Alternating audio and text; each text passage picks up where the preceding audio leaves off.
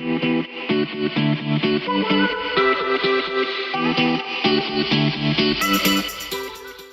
guys, Ethan and Kevin here, podcast number 3, Journey to the Top. We've got one of the best in the business down in Adelaide. Tom Hector, how's it going over there? Very, very well, thank you.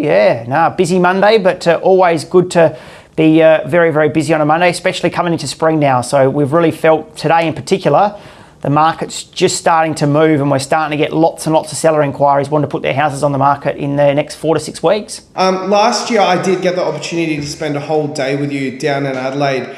So I've already heard a little bit of what your journeys look like to this point in time. I believe you've just been named number 1 agent in the Harris Real Estate Group for the 3rd year running, which is just an amazing accomplishment. But just for our viewers and listeners, can you just explain what your journey has been like to get to this point? Yeah, so my career began going back in 2009 when I first got out of school. I was a cadet back at a biggest independent company back 9 years ago at Toop and Toop Real Estate.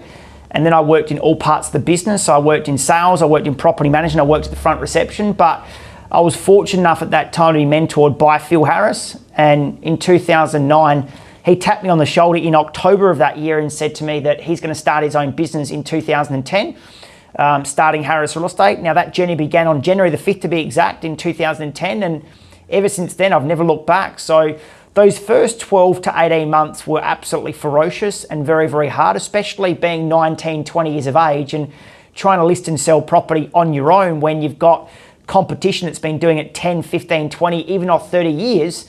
And the only way I obviously got that piece of business or got those pieces of business was based upon, number 1, my tenacity, number 2, being my skill level. So I basically worked on the craft of how to list and sell houses. And then number 3 is I just outworked my competition. So I knew that if they're going to give their house to me, I was going to work harder than that next agent up the road to get them the best possible outcome. Because at the end of the day, real estate is very, very simple. We know when the price is correct, the property's going to sell, but the hardest part of this business is actually getting the listing. And I knew that from an early age, if I didn't learn the craft and critiquing the skill of how to get a listing, I was never going to be able to list property, not just in my first 2 years, but over the course of my journey in real estate. So I went away and I learnt the craft of how real estate worked. Nice. So Tom, do you think listing was the most crucial part about learning real estate for you, or what was the most crucial part about learning real estate? Great question. I think the number 1 factor that stood me out in the early days and my success over the last 9 years to be able to sell 200 houses last financial year, or over 200 houses, was my ability to learn the craft. So not just at a listing presentation, but how to conduct myself at a weekend callback, how to call people off my database when they're selling in 1 year, 2 years or 3 years. Just basically knowing exactly what to say at the right point in time, because real estate, whether you're selling in Sydney, Melbourne, Adelaide or Brisbane, it's predictable. We know that everyone's going to want 10% more than their property's worth. We know that vendors want to pay you the cheapest possible commission. We know that every seller out there wants the best service, but they want to pay you the least amount for it. So you've got to work out what your USP is. What's your ultimate selling proposition? Why are they going to use you over your competition? But for me now, all I focused on in my earlier days was building real relationships in real time. Because over the course of the first 6 to 12 to 18 months, you don't get lots and lots of opportunities. But the opportunities come if you consistently keep in contact with people. And if you consistently keep in contact with people, you're going to be on the shopping list when the time's right. When you're on the shopping list, well, then you've got to make sure you've got a great listing presentation. And then once you've got a great listing presentation, you can convert that piece of business. Tom, your team obviously looks completely different to what it did when you first started. What does your team look like now, and how do you incorporate that into your day? Yeah, so we've got a 5-man team as we currently stand. So I've got myself, who's purely the prospector, and the lister, and the price adjustment. So all I focus on every day is those 3 key tasks. Anything else apart from that is done by a team member within my team. So I've got a full-time PA/administrator who sits in the office from 8 o'clock until 5 o'clock. Her role is basically the client manager, so deals with campaigns, deals with all the vendor reports, etc. I've then we call a salesperson, not salesperson, but we call it a cadet. So that person in particular, we call the gopher.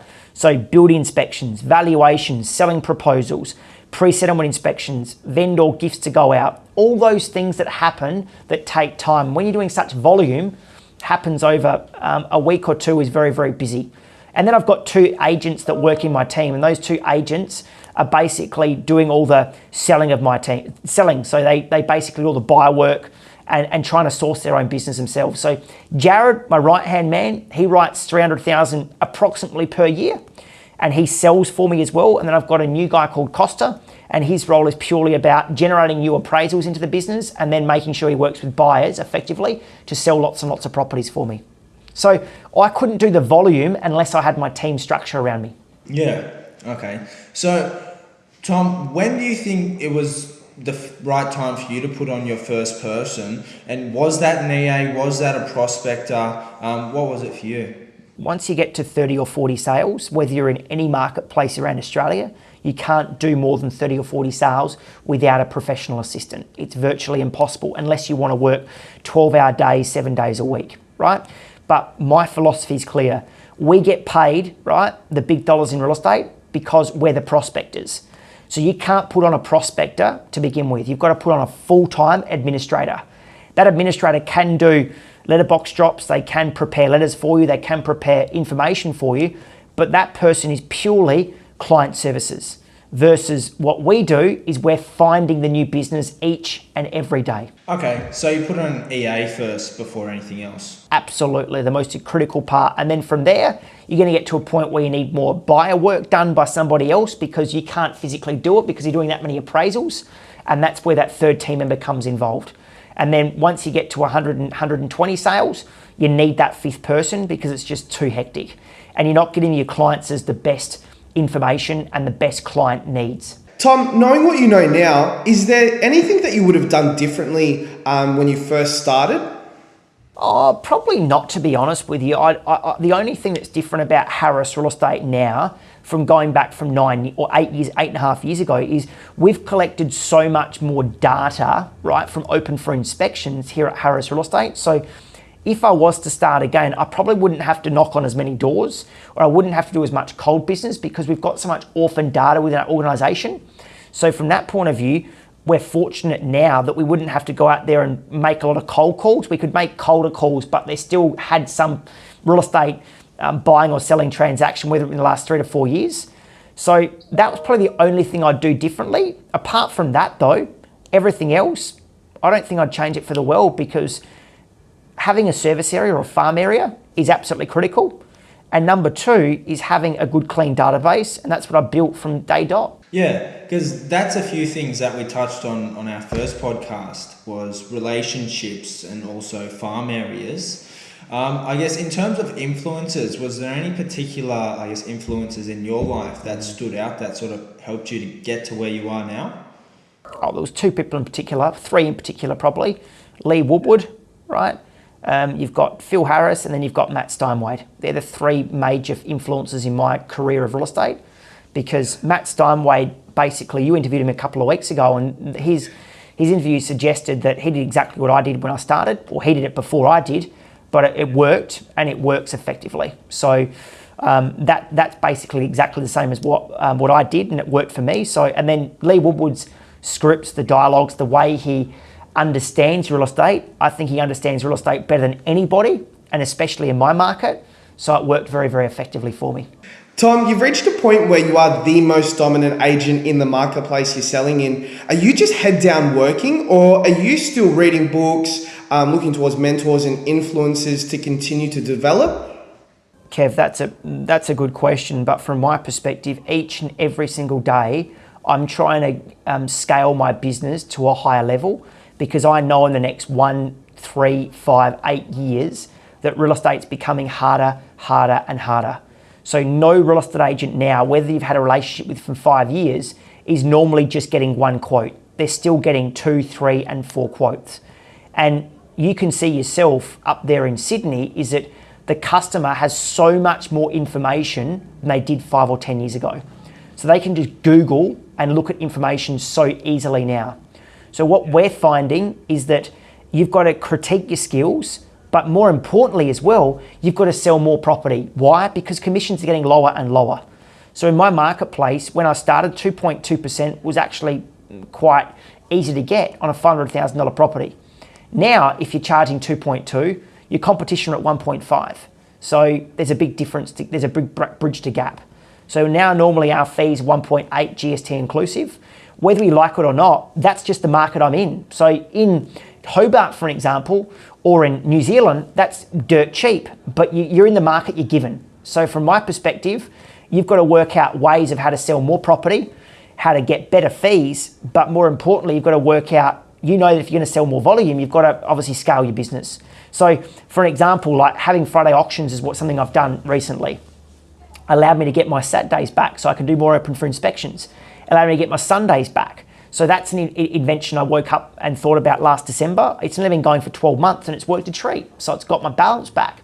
So what I'm saying to everybody out there in the marketplace, whether you're selling 200 properties or one property a year, you never stop learning. And if you stop learning, you stop growing. So Phil Harris, every single day, all he cares about is improving his business and improving his quality of life. Yeah, great.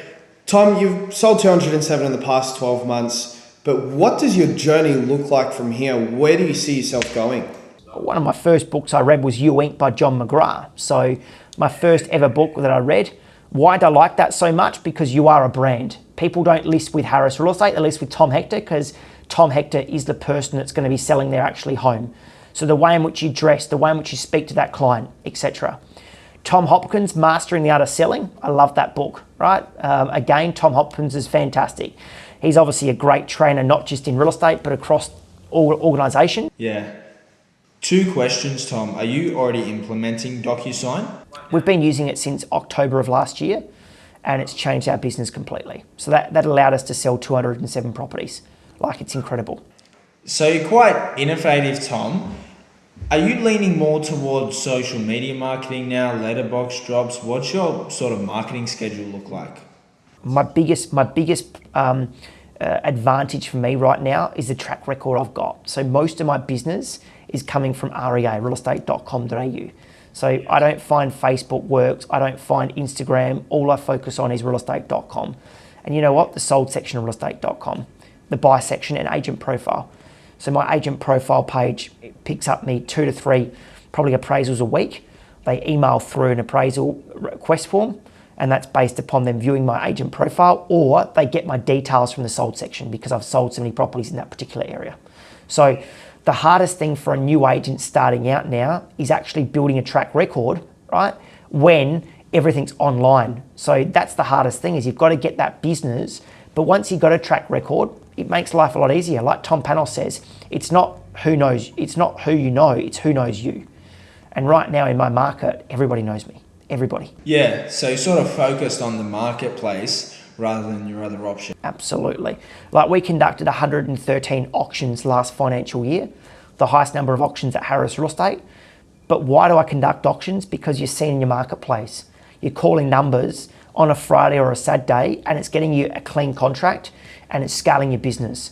We know that dealing with buyers, people want to pull out of their, like after a building inspection, they want to pull out. They can't get their finance, or they have to wait 3 weeks for a finance clause.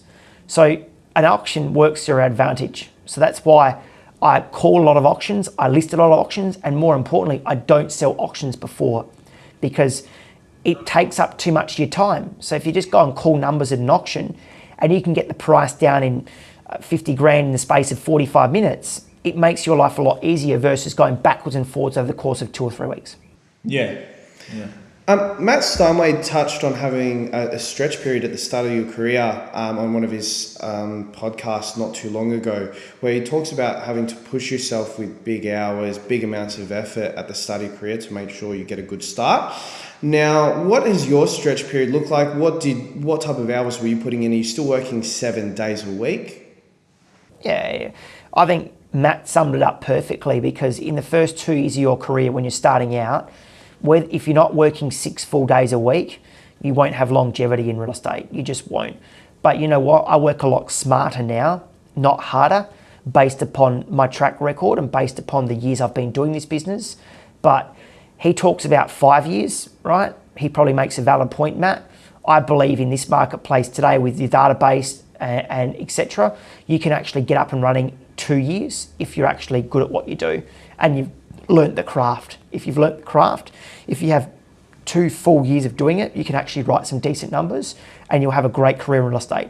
Now, it's not going to be easy in those 3rd and 4th years, but it's going to be, you're going to start getting referrals, etc., based upon the amount of phone calls you've generated. Yeah. So, Tom, if you had to start again in this day and age, what would be some of the key things that you sort of focus on to sort of project you to where you are a bit faster? All I'd focus on is trying to tag on with other agents in the office on certain listings in the marketplace you want to work, and getting your name on those signboards and in realestate.com, because that gives you then on agent profile some sold properties. Okay, the customers these days want to go with somebody that's actually got experience and a track record. So if you go into a lounge room in the first 3 to 6 months of your career, you've got to sell the brand, not yourself, because you can't say you've sold these properties. You've got to sell, we've sold this, we've sold that, we've sold this. So I would do that more so than ever if I started again today. And then from there, I'd just team up with somebody in the office and become like a buddy and just trying to build leads off the back of them. Yeah, of course. So we have a pretty good environment here at Manor Real Estate, and that's something that our directors really focus on. Is that sort of the same case that you've got over at Harris Real Estate as well? Totally. And we've got the biggest independent company here in South Australia. So the best thing about us, we've got one central database. So everyone's got access to that database. But at the end of the day, if someone needs a hand, they can always team up with somebody else to get the property listed or sold. So it makes life a lot easier. When I got to spend the whole day with you last year, you pretty much were on your phone the whole entire day, no distractions whatsoever. How do you eliminate such things as social media and other sort of distractions out of your life to make sure you're productive all the time?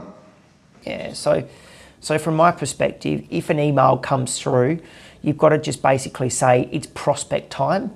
It's time to actually generate some business. And you've got to put all of that aside, knowing that when you're in the zone, you're in the zone.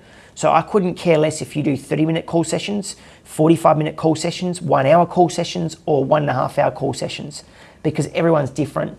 But if you're doing a call session, you can't be distracted, right? So from my perspective, I learned this from James Tostovan. I just saw him prospect going back a number of years ago. So when he picks up the phone, he might talk to that person for 3 minutes. But as he hangs the phone up, within a second, he's dialing the next number, because all his notes have updated why he's talking to that prospective buyer or seller. So what I'm saying today though, is that you've just got to be so disciplined about getting in the zone and ensuring when you're actually prospecting, you're not fluffing around, going to the toilet, going to get a coffee throughout each and every phone call, because otherwise you can't build momentum.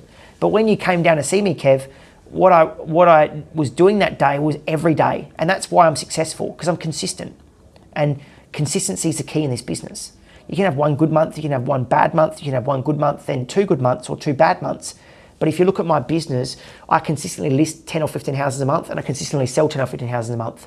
Because when I'm selling, I'm also listing. I'm not going into a selling rut or a listing rut. Why? Because I know if you go into a selling rut, you'll have no business in 2 months' time. So you've got to focus consistently each and every day. I've been so busy where I've listed 25 houses in a month, and people are saying to myself, why do you keep prospecting? Because I know in 3 months' time I'll sell that stock and I'll be back to nothing. And people don't get that, or people don't want to do it, but it creates severe amounts of discipline. And discipline is the key to longevity in this business. Hopefully you've picked up some key information that for the listeners out there. And if anyone wants to contact me direct, they can always send me an email and I can provide them with our business plan, where we're going, what we're doing. But from my perspective, stay hungry, stay humble. And for me now, I've been doing this business for 9 years and I'm only ever good as my last sale. So like I said myself every day, yeah, I've had a great month or a great week in real estate, but you can never become complacent. And if you become complacent, trust me, business will not happen for you. Awesome. Thank you so much, Tom. We really appreciate your time today. Thanks, Tom. That's podcast number 3, guys. Thanks for listening, and we'll see you guys next time.